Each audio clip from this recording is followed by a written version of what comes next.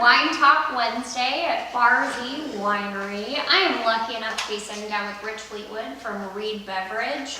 Tell the people what we're drinking today.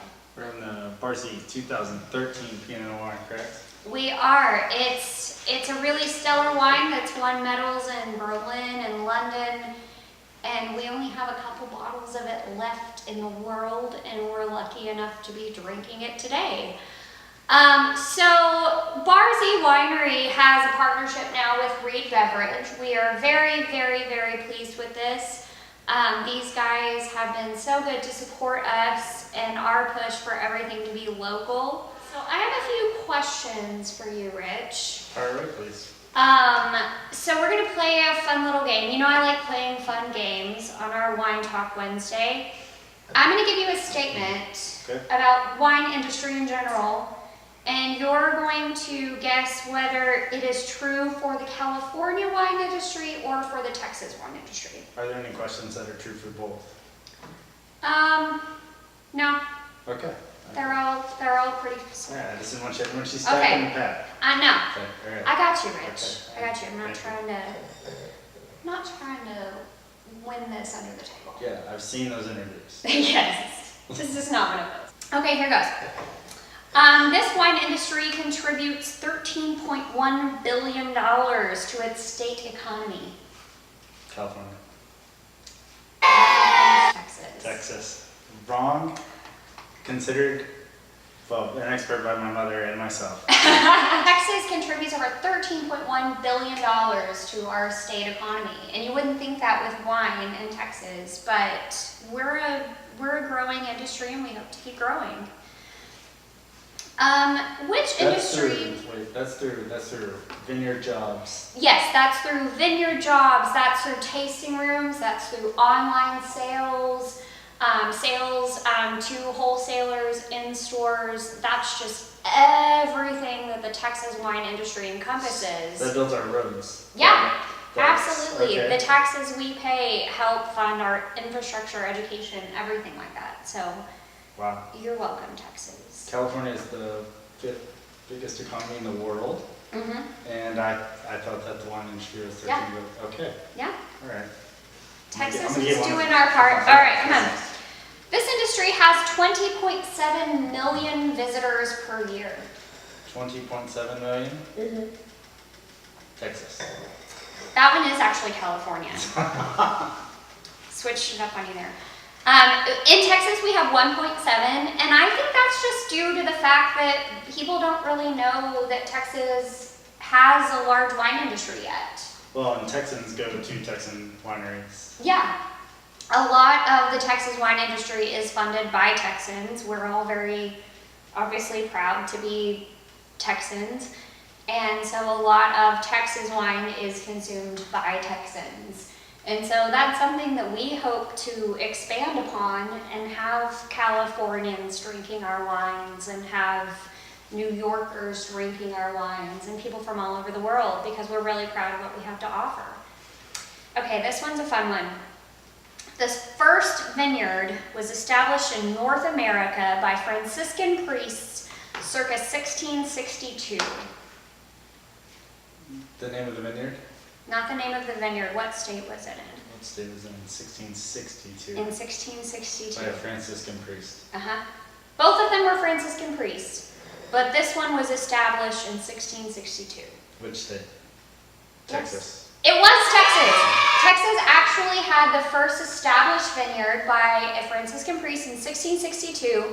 California had its first vineyard established by a Franciscan priest in 1769. So we're ahead of the game here. This state is home to the second largest AVA in the United States.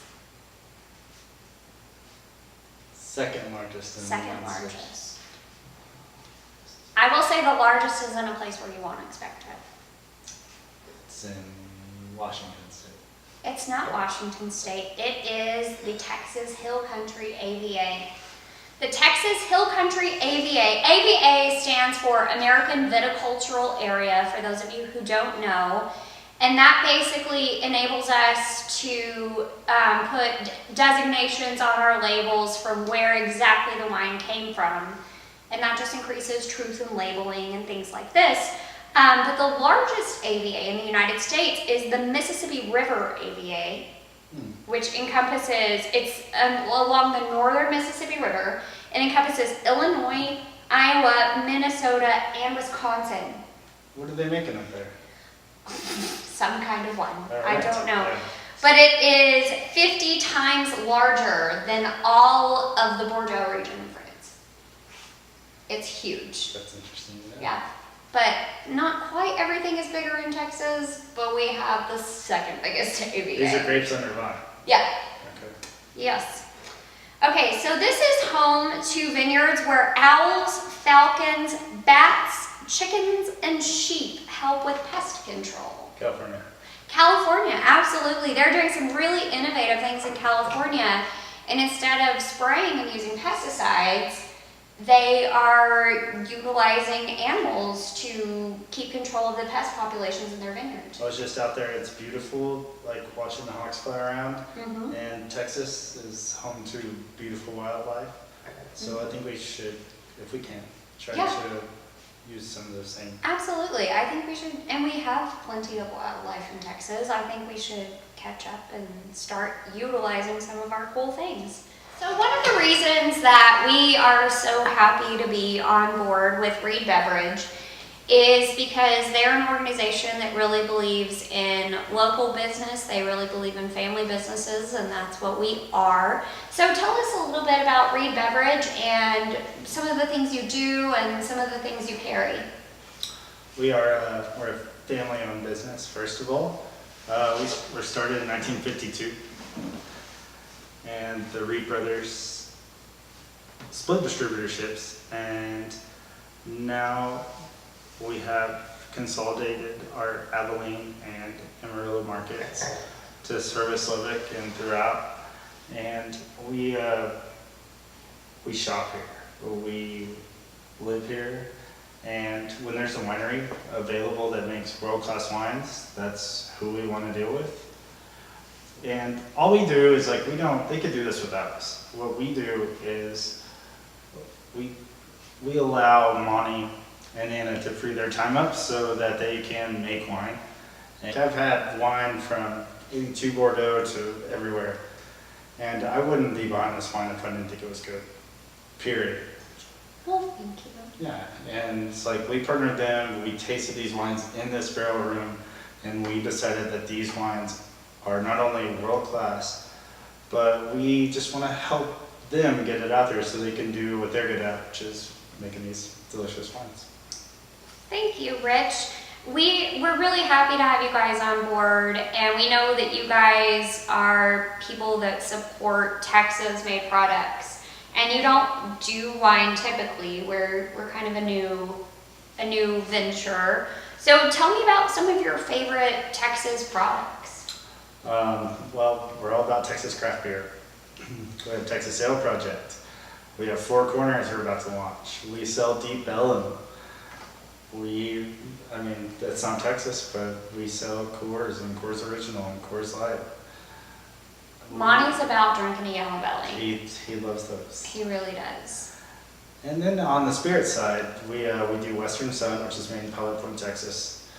So like the majority of our portfolio is driven by Texas, Texas owned, Texas fruit, Texas rye, Texas grain, be it whiskey, vodka, wine, beer, and that's where we focus because that's where we live. We're people that support each other. We're people that you help your neighbor, you support your brothers and sisters, and I couldn't be prouder to be Texas. We make good wine too.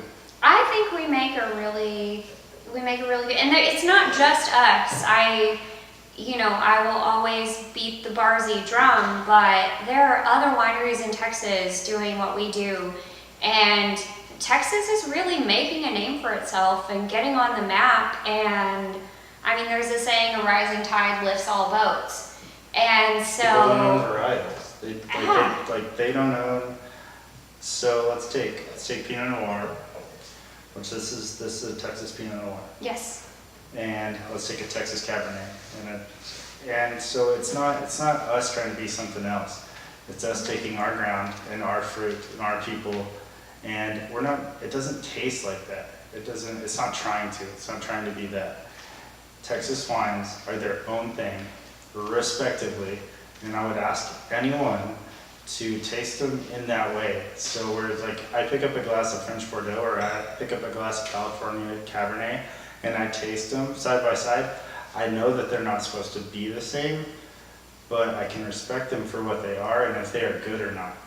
And Texas wines are good. That's something we really pride ourselves on.